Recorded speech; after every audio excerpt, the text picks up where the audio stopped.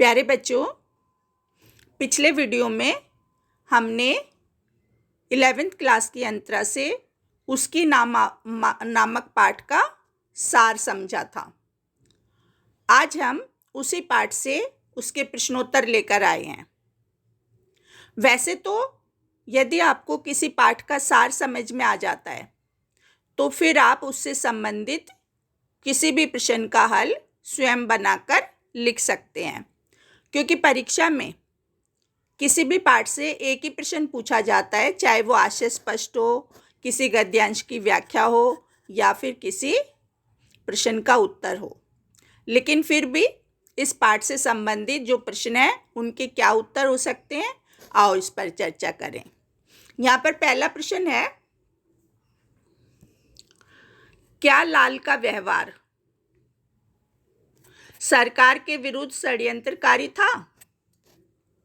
सबसे पहले इस पाठ में ये प्रश्न पूछा गया कि क्या वास्तव में जो लाल था वो षड्यंत्रकारी था? तो इसका उत्तर बनेगा कि लाल जो है वो देशभक्त युवक था। उसके अंदर देशभक्ति की भावना थी। वो अपने देश को स्वतंत्र कराना चाहता था। उसने कोई षड्यंत्र अभी रचा नहीं था, लेकिन जो अंग्रेजी सरकार थी उसने संदेह के आधार पर, यानी कि संदेह हो गया, डाउट हो गया कि ये लड़के सरकार के विरोध में कोई षड्यंत्र कर सकते हैं, इसीलिए सरकार ने उन्हें सजा सुनाई ताकि वो शासन के विरुद्ध षड्यंत्र ना कर सके। यानी कि सरकार ने डाउट के आधार पर ही लाल और उसके जो साथी थे उनको सजा सुना दी। दूसरा प्रश्न है, पूरी कहानी में जानकी न तो शासन तंत्र के समर्थन में है न विरोध में, किंतु लेखक ने उसे केंद्र में ही रखा है, बल्कि कहानी का शीर्षक बना दिया। क्यों? तो यहाँ पर हम बताएंगे कि पूरी कहानी माँ के इर्द गिर्द घूमती है। ये जो पाठ था इसमें कहानी माँ के इर्द गिर्द घूमती है। जो माँ है उसका शासन से कोई लेना देना नहीं है। वह एक ममतामयी माँ है, अपने लाल और उसके साथियों से करुणा करती है, प्रेम करती है और अपने लाल के लिए ही जीती है, और उसे फांसी हो जाने पर अपने प्राण भी त्याग देती है। यानी कि उसके अंदर इतनी ममता भरी हुई थी कि जब लाल को फांसी हो गई तो उसने अपने भी प्राण त्याग दिए।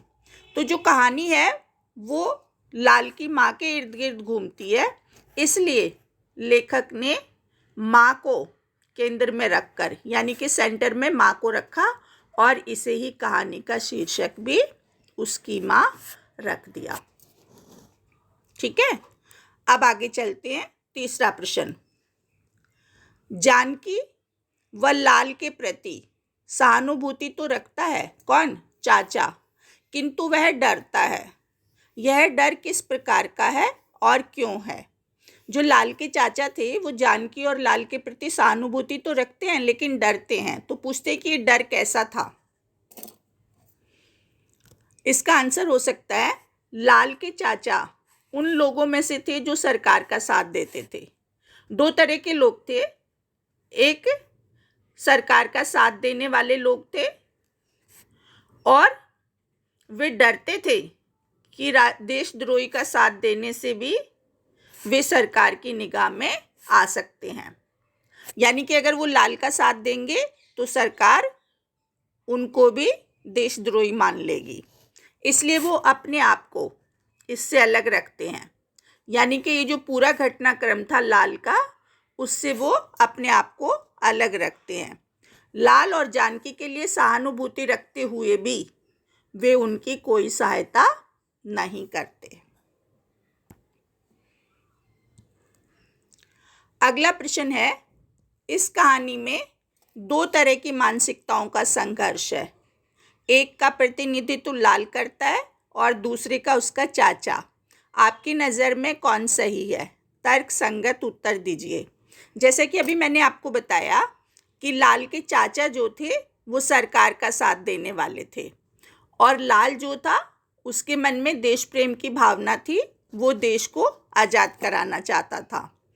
तो इसका क्या आंसर होगा कि लाल के मन में देश को आज़ाद कराने की भावना थी और देश प्रेम के कारण और समाज की और राष्ट्र की दुर्वस्था का मतलब बुरी हालत देखकर, जो अंग्रेजी सरकार हमारे देश के लोगों पर जो अत्याचार करती थी, उसको देखकर वो ऐसे शासन को उखाड़ फेंकना चाहता था।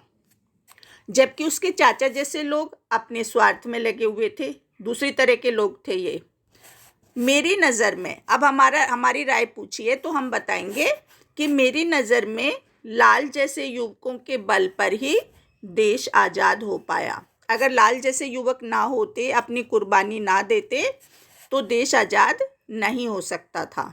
ना जाने कितने लोगों की कुर्बानी के बाद देश को आज़ाद कराया गया। इसलिए लाल की मानसिकता सही थी। ठीक है, अगला प्रश्न देखते हैं। उन लड़कों ने कैसे सिद्ध किया कि जानकी सिर्फ माँ नहीं, भारत माता है? कहानी के आधार पर उसका चरित्र चित्रण कीजिए। अब जानकी जो है भारत माता कैसे लगती थी उन लड़कों को, तो यहाँ पर बताएंगे कि जानकी वृद्धा थी। बूढ़ी होने के कारण हमारी भारत माँ भी बूढ़ी है, सदियों से चली आ रही है देश हमारा। लड़कों को बूढ़े होने के कारण उनमें भारत माता दिखाई देती थी। और क्या क्या देखते थे वो? सफ़ेद उसके केश, उन्हें लगता था जैसे हिमालय है, क्योंकि उत्तर में भारत के हिमालय है। माथे की रेखाएं उन्हें नदियाँ लगती थी, गंगा जमुना है। नाक क्योंकि ऊंचा होता है इसलिए विंध्याचल पर्वत लगता था। और ठोड़ी नीचे है क्योंकि कन्याकुमारी जैसी नज़र आती थी। अब बताना है जानकी का चरित्र चित्रण, कि उनके चरित्र में क्या विशेषताएं थी, यानी कि उनके चरित्र की खूबियाँ। तो यहाँ पर हम बताएंगे उनके चरित्र की विशेषताएं। तो सबसे पहले हमें क्या नज़र आया उनके चरित्र में, कि वो एक ममतामयी माँ थी, यानी कि उनमें ममता बहुत कूट कूट कर भरी हुई थी। लाल की तरह सभी लड़कों को प्यार करती थी, ये उनके चरित्र की विशेषता थी। दूसरा, वो सरल थी, उसे बच्चों की बातों से कोई मतलब नहीं था, वह तो उन्हें हंसता खेलता देखकर खुश होती थी। तीसरा, स्वाभिमानी थी, किसी से कोई मदद नहीं मांगती थी। जब लड़कों को, लाल को जेल में बंद कर दिया था, तो वो घर का सारा सामान बेच बेच कर वकील और उनके खाने का इंतजाम करती थी, लेकिन किसी से मदद नहीं मांगती थी। इससे पता चलता है कि वो स्वाभिमानी थी। त्याग की मूर्ति थी। त्याग की मूर्ति कैसे थी? अपने लाल के लिए जीती थी। बेटे को फांसी हो जाने पर अपने भी प्राण त्याग देती है। यानी कि जब तक वो उम्मीद लगाए हुए थी लाल से कि वो कॉलेज पढ़कर घर संभाल लेगा, तब तक वो जी रही थी उसके लिए। लेकिन जब उसे ये पता चला कि लाल को फांसी हो गई है, तो वो उसी दुख में अपने प्राण त्याग देती है।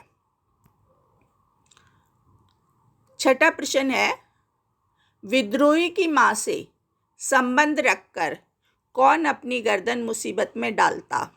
इस कथन के आधार पर उस शासन तंत्र और समाज व्यवस्था पर प्रकाश डालिए। यानी कि ये जो बात कही गई है कि विद्रोही की माँ से संबंध रखकर कौन अपनी गर्दन मुसीबत में डालता, तो हमें बताना है कि उस समय शासन तंत्र कैसा था। तो शासन तो उस समय अंग्रेजों का था, तो खराब ही था। तो यहाँ पर हम बताएंगे कि ब्रिटिश शासन था देश में, और सरकार जो है लोगों पर मनमाने अत्याचार करती थी। इसलिए विद्रोही की माँ से, विद्रोही कौन था? लाल को जो घेरे में ले लिया था, कोई भी उससे संबंध नहीं रखता था। क्यों नहीं रखता था? क्योंकि अगर उससे, विद्रोही की माँ से संबंध रखा तो मुसीबत उन पर भी आ सकती है। इसलिए कोई भी अपने आप को मुसीबत में नहीं डालना चाहता था। लोग चाह कर भी, यानी कि लोग चाहते तो थे, लेकिन फिर भी स्वतंत्रता प्रेमियों का साथ नहीं दे पाते थे और अपने आप से मतलब रखते थे। यानी कि जो शासन तंत्र था उसका डर इतना था कि लोग चाह कर भी लाल और उसके साथियों का साथ नहीं दे पा रहे थे। अगला प्रश्न है, लाल चाचा ने लाल का पेंसिल खचित नाम पुस्तक की छाती पर से क्यों मिटा डालना चाहा? लाल एक बार चाचा से कोई पुस्तक लेकर पढ़ने के लिए लेकर गया था और उस पर उसके हस्ताक्षर थे, लेकिन चाचा ने उस पुस्तक से लाल के हस्ताक्षर भी मिटा दिए। तो इस प्रश्न में ये पूछा जा रहा है कि ऐसी क्या बात थी? तो यहाँ पर हम बताएंगे कि जो लाल के हस्ताक्षर थे पुस्तक पर, वो चाचा ने इसलिए मिटा दिए क्योंकि वो लाल से संबंधित कोई भी निशानी अपने घर में नहीं छोड़ना चाहते थे। क्यों भला? क्योंकि उन्हें डर था कि लाल से किसी भी प्रकार के संबंध से ब्रिटिश शासन को उन पर संदेह हो सकता है। यानी कि अगर ब्रिटिश शासन को ये पता चल गया कि लाल से उनका किसी भी प्रकार का संबंध है, तो वो एक राजद्रोही कौन? लाल, संबंध उन्हें मुसीबत में डाल सकता है। यही सोचकर उन्होंने पुस्तक से लाल के हस्ताक्षर मिटा दिए। ठीक है, आगे चलते हैं। प्रश्न नंबर 8, भारत माता की छवि या धारणा आपके मन में किस प्रकार की है?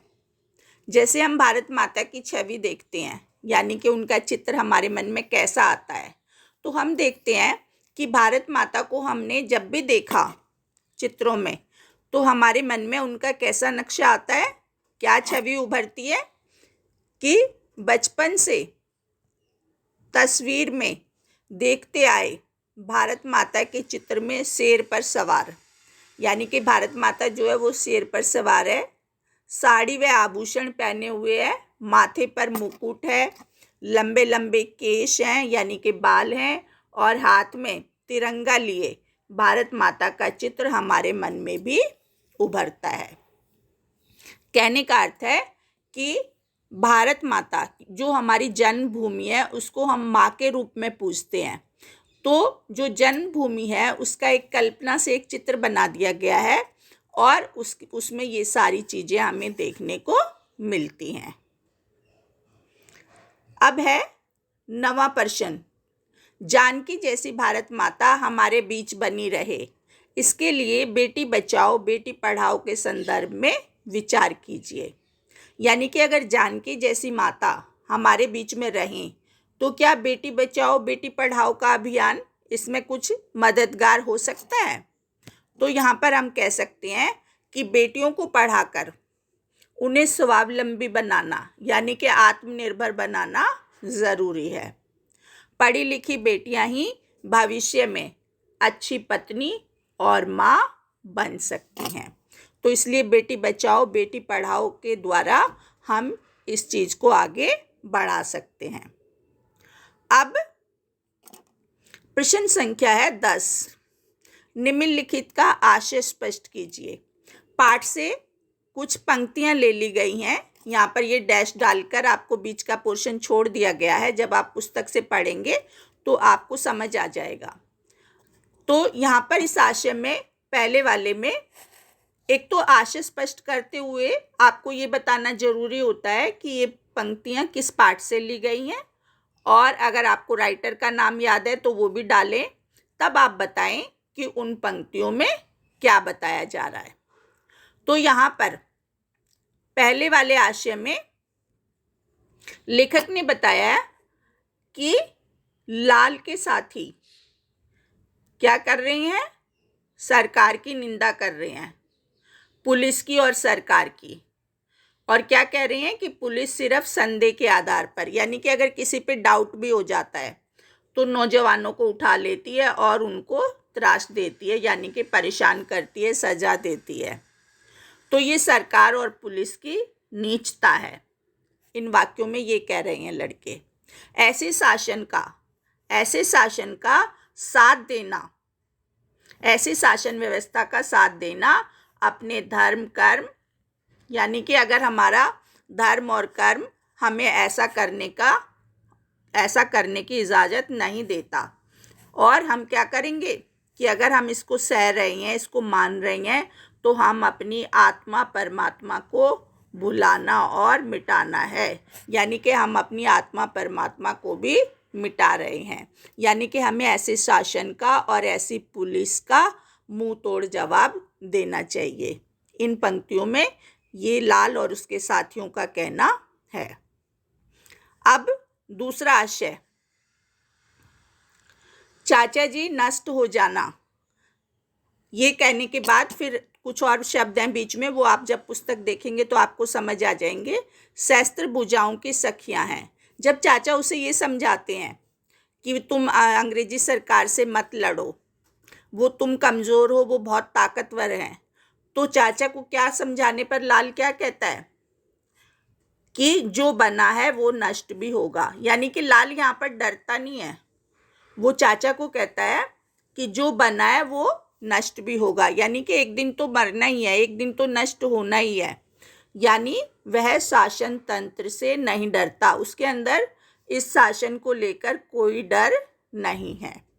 दुर्बल व कमजोर पड़कर अपनी आज़ादी का काम नहीं रोकना चाहिए। क्या कहता है वो चाचा को कि यदि हम कमजोर पड़ जाएंगे तो हमारा ये जो आज़ादी का काम है ये रुक जाएगा।